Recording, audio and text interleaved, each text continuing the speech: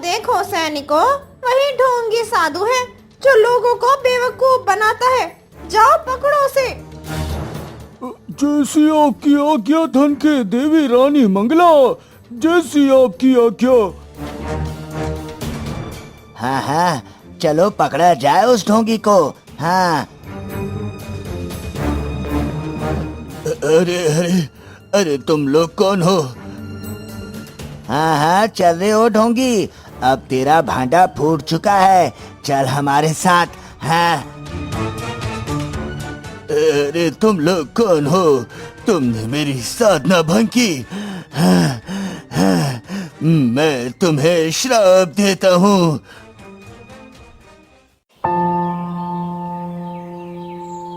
जमुनापुर नामक गांव एक बहुत सुंदर और शांत गांव था, जहां सुख समृद्धि एवं लोग हंसी खुशी से रहते थे। उसी गांव में एक गोपाल नाम का युवक अपनी मां कंचन देवी के साथ रहता था। अरे गोपाल, तू आ गया। चल चल बैठ, रोटी खा ले। मैंने तेरे लिए तेरी मनपसंद लौकी की सब्जी बनाई है। वो सब तो ठीक है माँ। देख, मैं तेरे लिए मेले से नए कंगन लेकर आया हूँ। बेटा जी, तू क्या कह रहा है? विधवा औरतें कंगन नहीं पहनती, ये श्रृंगार तो पतिव्रता औरतें ही पहनती है। हाँ। अच्छा, ऐसा क्या? मुझे तो पता ही नहीं था माँ। चलो चलो, मुझे जोरों की भूख लगी है। लाओ मेरी मनपसंद लौकी की सब्जी। हाँ।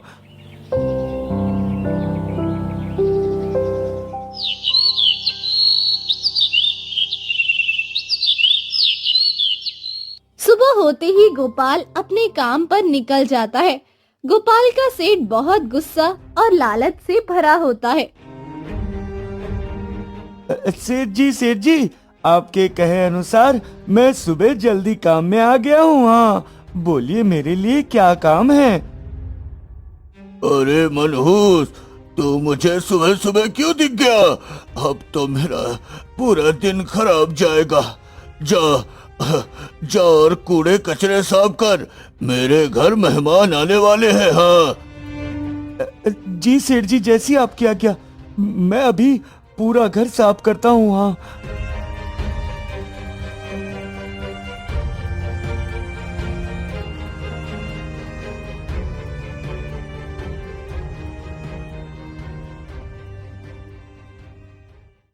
अरे चंदन, तू आ गया।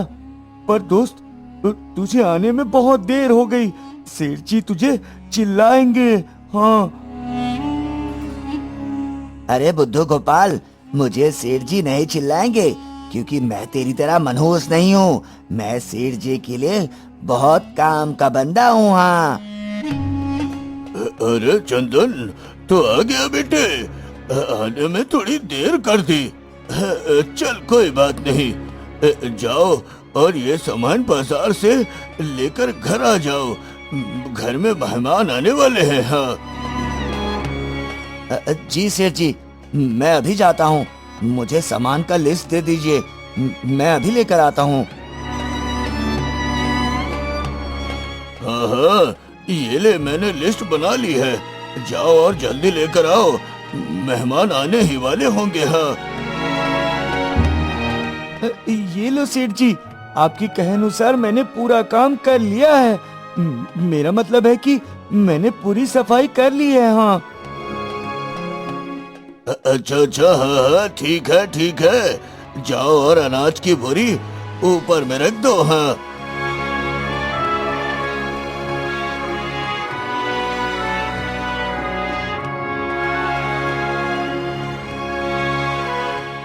अरे आओ आओ आओ आओ गंगाराम जी, आपका स्वागत है इस कुटिया में। आइए आइए।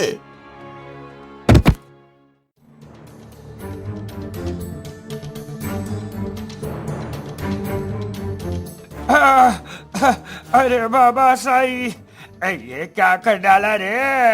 अरे बाबा साई, मुझे मार डाला मुझे। अरे मेहमान जी, आपको क्या हुआ? ये आपको लगी तो नहीं? अरे हुकुमचंद जी, बाबा साई, आ, आ, अरे बाबा साई, क्या कर डाला रे? मुझे मार डाला। गंगाराम जी, आप ठीक तो है ना? मेहमान जी, आपको कहीं लगी तो नहीं? अरे बाबा साई, घर में बुलाकर ऐसा कौन करता है? अरे बाबा, हम तो चलते हैं यहाँ से। अब हमें यहाँ और नहीं रुकना। हमें नहीं चाहिए मेहमान नवाजी। हाँ। ऐसा कहकर गंगाराम वहाँ से चले जाते हैं, जो कि एक व्यापारिक संबंध के लिए वहाँ आए थे, जिससे सेठ हुकुमचंद को बहुत ज्यादा नुकसान होता है और वो गोपाल पे चिल्लाते हैं। अरे मनहूस, तू कभी तो ढंग का काम कर लिया कर। तूने मेरा लाखों का नुकसान कर दिया। अब इस नुकसान को कौन भरेगा? चला जा मेरी नजरों से दूर, चला जा। मुझे तुझे चिंता नहीं छोड़ूंगा तुझे। चला जा यहाँ से। सेठ जी, मैंने ये जानबूझकर नहीं किया। अनाज की बोरी में फिसलन था, इसलिए फिसल गया। मुझे माफ कर दीजिए सेठ जी। इसके सिवा मेरे पास और कोई काम नहीं है, कोई रोजगार नहीं है सेठ जी, मुझे माफ कर दीजिए। मनहूस, वो सब मैं नहीं जानता। चले जा यहाँ से और दोबारा अपनी शक्ल मत दिखाना। चले जा। सेठ जी गोपाल को काम से निकाल देते हैं, जिससे गोपाल काफी टूट जाता है और रोते हुए अपने घर जाता है। गोपाल को रोता देख उसकी माँ पूछती है, क्या हुआ बेटे? गोपाल, तू ऐसे क्यों रो रहा है? मुझे तो बता, हुआ क्या है?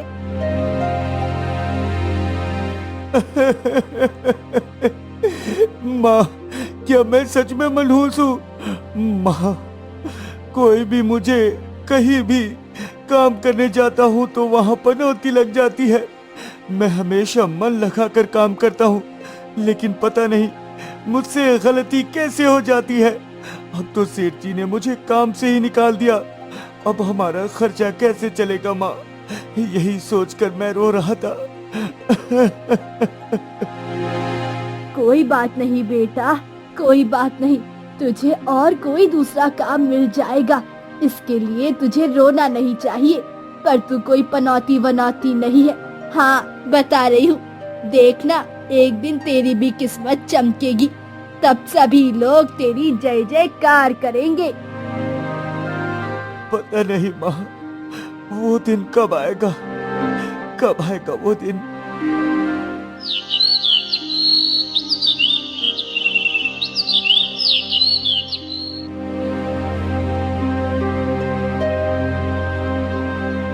अगले दिन गोपाल फिर से दूसरे काम की तलाश में निकल पड़ता है। तभी रास्ते में उसका दोस्त चंदन मिलता है और कुछ गांव वाले। अरे हाँ हाँ, देखो देखो देखो तो कौन जा रहा है। इस गांव का सबसे गैर किस्मत वाला बंदा, जो कोई भी काम से कर देता है उसकी पनौती लगा देता है। हाँ हाँ चंदन भाई, बिल्कुल सही कह रहे हो। इससे दूर ही रहना चाहिए। ये सबसे बड़ा पनौती है। अरे चंदन, तू ऐसा क्यों बोल रहा है यार?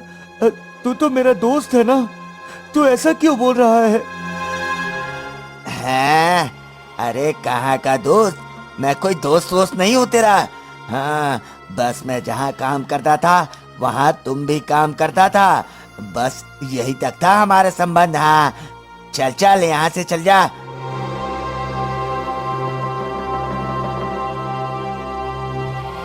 आंखों में आंसू लिए हुए गोपाल काम की तलाश में दर दर भटकता है, लेकिन पनौती के डर से उसे कोई काम नहीं देता, जिससे वो बहुत मायूस हो जाता है और अपने घर चला जाता है।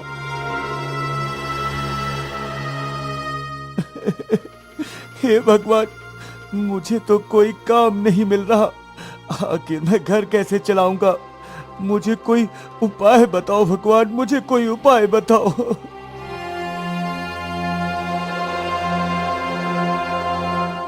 अरे मैं तो भूल ही गया, क्या मैं कोई छोटा मोटा व्यापार कर सकता हूँ?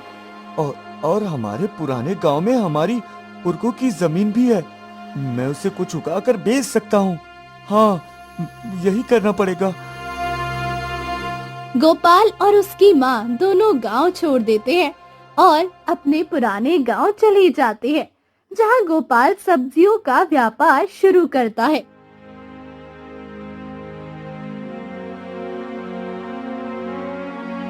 मंत्री जी, आज पूरे 1 हफ्ते बीत चुके हैं।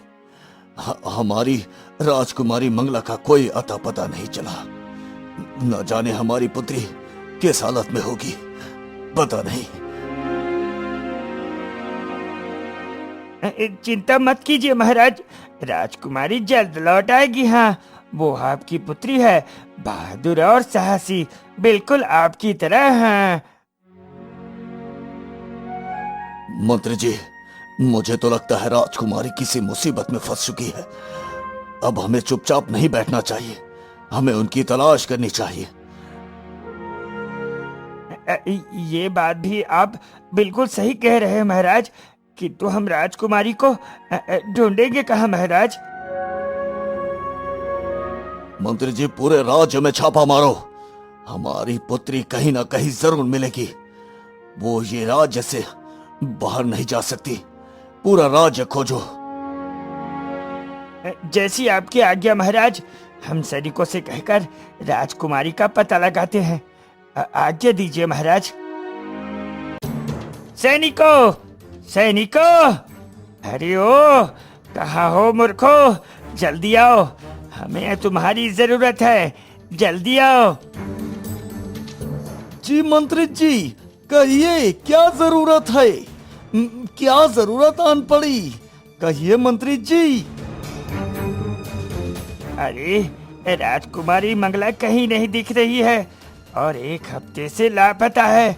जाओ और उनकी तलाश करो, ये महाराज का हुक्म है। हाँ पर मंत्री जी, राजकुमारी को ढूंढेंगे कहाँ? ये तो बताइए कि वो कहाँ गई थी? अरे मूर्खो, हमें पता होता तो हम स्वयं राजकुमारी को नहीं ला लेते ढूंढकर। जाओ और पूरा राज्य का चप्पा चप्पा छान मारो, राजकुमारी कहीं ना कहीं जरूर मिलेगी। हाँ जी मंत्री जी, जैसी आपकी आज्ञा, हम पूरा राज्य छान मारते हैं। अब आज्ञा दीजिए मंत्री जी, हम चलते हैं। हाँ। मंत्री के कहे अनुसार सैनिक पूरे राज्य में छापा मारते हैं, हर जगह ढूंढते हैं, पर राजकुमारी का कहीं पता नहीं चलता। ऐसे करते करते कुछ दिन और बीत जाते। मंत्री जी, हमारी राजकुमारी का कुछ पता चला? कहाँ है वो? इतने दिन बीत चुके हैं, कहाँ है वो? माफ कीजिएगा महाराज, सैनिकों ने पूरा राज्य छान मारा, किंतु राजकुमारी का पता कहीं नहीं चल रहा। मैं तो कहता हूँ कि हमें हमारे राज गुरु से सलाह लेनी चाहिए महाराज। हाँ हाँ, आओ, बिल्कुल सही कह रहे हैं मंत्री जी। राजगुरु को राज दरबार में बुलाया जाए, ये हमारी आज्ञा है। अरे ओ सैनिक, जाओ और राजगुरु को ये संदेश पहुंचाओ कि महाराजा ने राज दरबार में उनको याद किया है। हाँ, जाओ, जल्दी जाओ। जैसी आपकी आज्ञा महाराज, हम अभी जाते हैं और राजगुरु को बुला कर आते हैं। हाँ।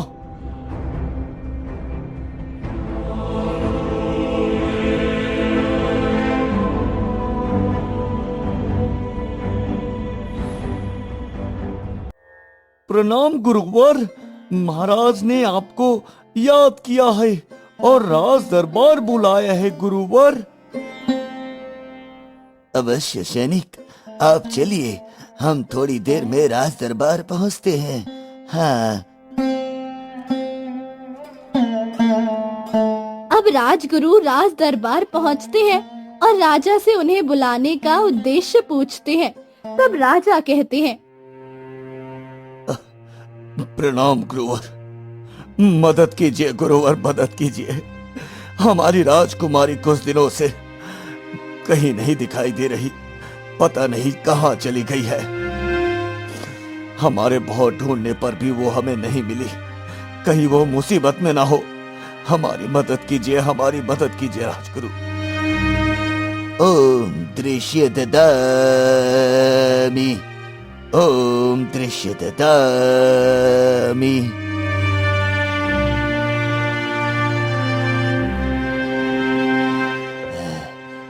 महाराज, राजकुमारी एक बड़ी मुसीबत में फंस चुकी है महाराज।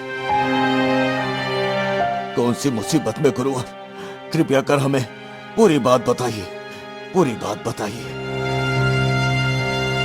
राजन, आपकी पुत्री को किसी साधु ने उनकी अपमान किए जाने पर श्राप दिया है, जिसकी वजह से वो एक मुसीबत में फंस चुकी है महाराज। गुरुवर, ये आप क्या कह रहे हैं? हमारी पुत्री श्रापित हो चुकी है। मदद कीजिए गुरुवर, मदद कीजिए। कुछ उपाय बताइए जिससे हम हमारी पुत्री को श्राप से मुक्त कर सके। एक उपाय है राजन, जिससे आपकी पुत्री श्राप से मुक्त हो सकती है। बताइए गुरुवर, जो भी करना होगा हम करेंगे, किंतु हम राजकुमारी को सुरक्षित वापस लाकर ही रहेंगे गुरुवर। हैं तो सुनिए, उनको श्राप से मुक्ति वही व्यक्ति दिला सकता है जिसे सारी दुनिया मनहूस और पनौती कहती है। मेरा अर्थ है कि एक मनहूस इंसान, वो ही उन्हें श्राप से मुक्त करा सकता है। हाँ, किंतु राजगुरु, ऐसे व्यक्ति की तलाश हम कैसे करेंगे? कोई अपने आप को मनहूस क्यों बताएगा? हाँ, अब ये कार्य तो आपको स्वयं करना होगा। अच्छा ठीक है, मेरा कार्य पूर्ण हुआ, अब मैं चलता हूँ राजन। हाँ, उस मनहूस इंसान को आप पूर्व दिशा की ओर कावेरी नदी पर भेज देना। आज्ञा दीजिए महाराज, अब मैं चलता हूँ। ऐसा कहकर राजगुरु वहाँ से चल देते हैं। राजा और मंत्री द्वारा पूरे राज्य में घोषणा कराई जाती है मनहूस व्यक्ति की तलाश में। सुनो सुनो सुनो, महाराज का आदेश है कि जो कोई भी किसी सबसे मनहूस व्यक्ति का पता बताएगा तो उन्हें मुंह मांगा इनाम दिया जाएगा। हाँ, अरे ये क्या, किसी मनहूस इंसान की खोज? मुझे पता है कि वो मनहूस व्यक्ति कौन है। अब ये इनाम मेरा ही होगा। अरे सैनिक रुको, रुको सैनिक रुको। हाँ, कहो युवक, तुम क्या जानते हो? क्या तुम किसी सबसे मनहूस इंसान को जानते हो? बताओ मुझे। हाँ, मुझे पता है। इस दुनिया में उससे ज्यादा मनहूस और पनौती व्यक्ति तो कहीं हो ही नहीं सकता है। अच्छा, तो बताओ वो व्यक्ति कौन है? बताओ मुझे। हाँ, अरे चल चल, ऐसे कैसे बता दूं? इनाम क्या मिलेगा मुझे, ये तो बताओ। अच्छा चलो, मुझे राजा के पास ले चलो, मैं तो सिर्फ राजा को ही बताऊंगा। हाँ, अच्छा ठीक है, चलिए आप मेरे साथ राज दरबार चलिए।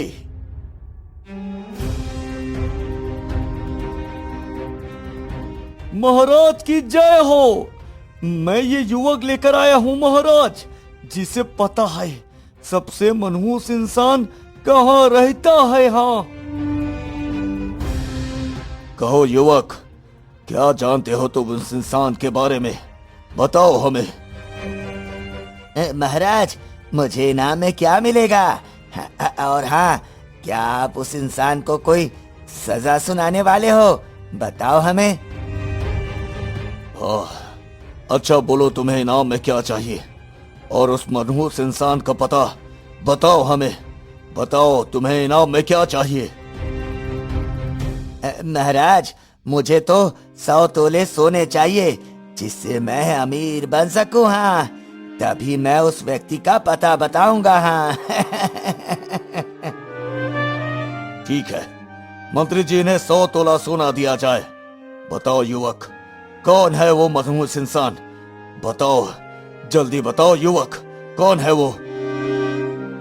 महाराज, उसका नाम गोपाल है।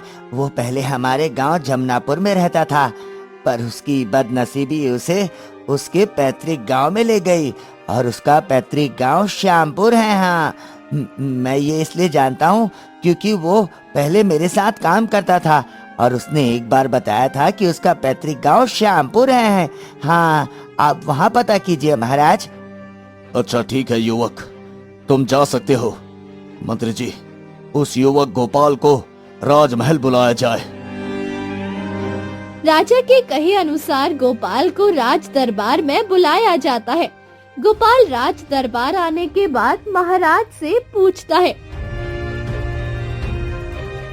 महाराज की जय हो, महाराज की जय हो। कहिए महाराज, मैं आपकी कैसी सेवा कर सकता हूँ महाराज? देखो युवक, हमारी पुत्री राजकुमारी मंगला कुछ दिनों से लापता है। हमारे राजगुरु ने कहा कि कोई मनहूस इंसान ही उसे वापस ला सकता है और उसकी रक्षा कर सकता है। तो बताओ। किंतु महाराज, मैं तो खुद किस्मत का मारा हूँ। मैं उनकी रक्षा कैसे कर सकता हूँ महाराज? आप ही सोचिए जरा। देखो गोपाल, वो तो तुम्हें कावेरी नदी के पास ही जाकर पता चलेगा। हाँ, किंतु महाराज, कावेरी नदी में तो बाढ़ आया है। वो तो मेरी जान भी ले सकता है। मेरे बाद मेरी माँ का क्या होगा? हे भगवान, मैं वहां नहीं जा सकता महाराज। गोपाल, देखो तुम्हें कुछ नहीं होगा। अगर तुमने हमारी पुत्री मंगला को बचा लिया तो उसका विवाह हम तुमसे कर देंगे। हम ये तुमसे वादा करते हैं। हाँ। अच्छा ठीक है महाराज, जैसी आपकी आज्ञा। मैं अभी कावेरी नदी के लिए निकलता हूँ। हाँ। महाराज के कहे अनुसार गोपाल जंगल से होते हुए कावेरी नदी की ओर निकल पड़ता है, पर रास्ते में वो गहरी सोच में होता है कि आखिर वो राजकुमारी को कैसे बचा सकता है।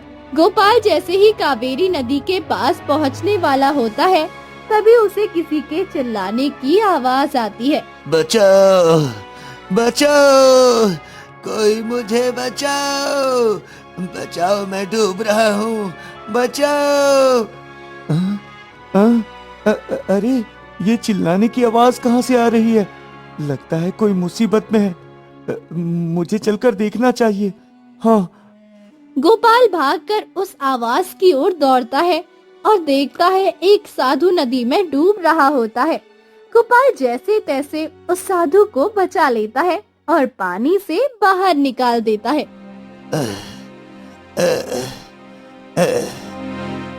तुम्हारा बहुत बहुत धन्यवाद युवक। अगर तुम नहीं होते तो मैं यहाँ जिंदा नहीं रहता। तुम्हारा बहुत बहुत धन्यवाद। किंतु महाराज, आप नदी में कैसे चले गए? बताइए महाराज।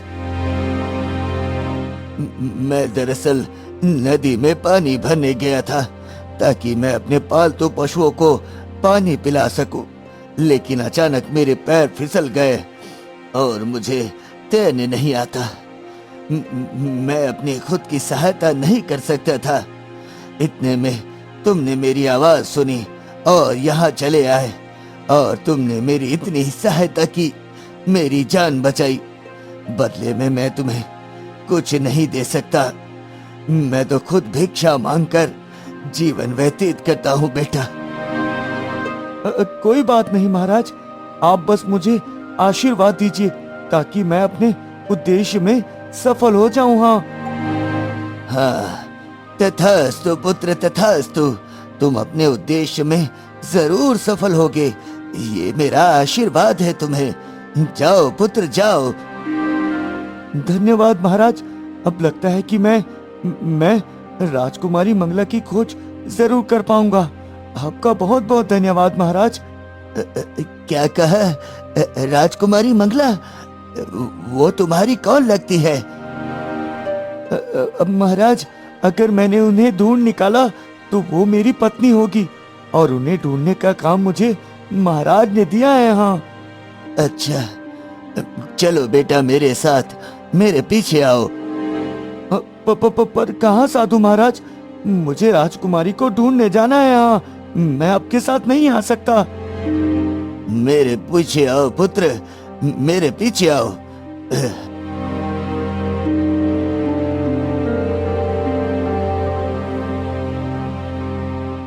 ये देखो, राजकुमारी मंगला, यही है राजकुमारी मंगला। क्या? किंतु महाराज, ये तो एक पालतू पशु है।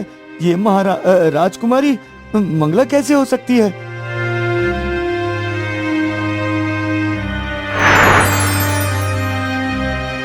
आपका बहुत बहुत धन्यवाद महर्षि, आपने मुझे श्राप से मुक्त कर दिया। क्या मेरी सजा पूर्ण हो चुकी है? पुत्री, ये सब तो इस युवक गोपाल के कारण हुआ है। इसने तुम्हें श्राप से मुक्त किया है, और ये तुम्हारे होने वाले पति हैं। हाँ।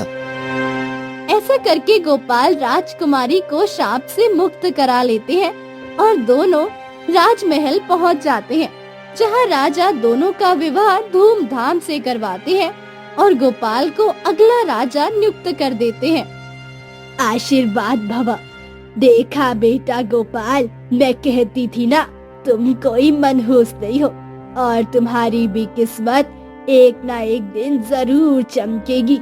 आज वो सत्य हुआ। हाँ माँ, आपने बिल्कुल सही कहा था। आपने बिल्कुल सही कहा था माँ। अरे, ये हम क्या सुन रहे हैं? गोपाल को राजा ने अपना जमाई बना लिया है और इस राज्य का राजा घोषित किया है। हाँ, वाह किस्मत, किस्मत हो तो ऐसी। हम तो उसे मनहूस समझते थे, पर वो तो बहुत बड़ा किस्मत वाला निकला। हाँ। हाँ, तुम सब सही कह रहे हो। हाँ, किस्मत हो तो ऐसी, यही है किस्मत वाला।